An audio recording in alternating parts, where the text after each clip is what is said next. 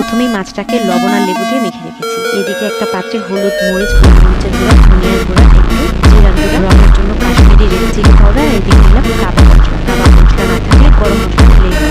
একটু গুঁড়া দুধ নিয়েছি, আদা রসুন পেস্ট নিলাম, লেবুর রস নিলাম, স্বাদ মতো লবণ, ফিশ সস আর একটু সরিষার তেল দিলাম। আর এখানে ধনেপাতা কুচি করে নিয়েছি। এর সাথে আছে রসুন আর কাঁচামরিচ। এগুলো সব মিহি করে মশলার সাথে মিক্স করে একটা পেস্ট তৈরি করে রেখেছি। এদিকে এখন মাছটাকে খুব ভালো করে পরিষ্কার করে ধুয়ে নিয়ে একটা এর মধ্যে বেশি করে আমি লেমন গ্রাস ভরে নিই। লেমন গ্রাস হাতের কাছে না থাকলে লেমন পেস্ট ব্যবহার করবো। তারপরে মাছের গায়ে যে মশলাটা বানিয়েছিলাম ওই মশলাটা মেখে কমপক্ষে 1 ঘন্টার জন্য রেখে দিই। 1 ঘন্টা হয়ে গেলে আমি মাছটাকে তুলে এয়ার ফ্রায়ারের মধ্যে নিই।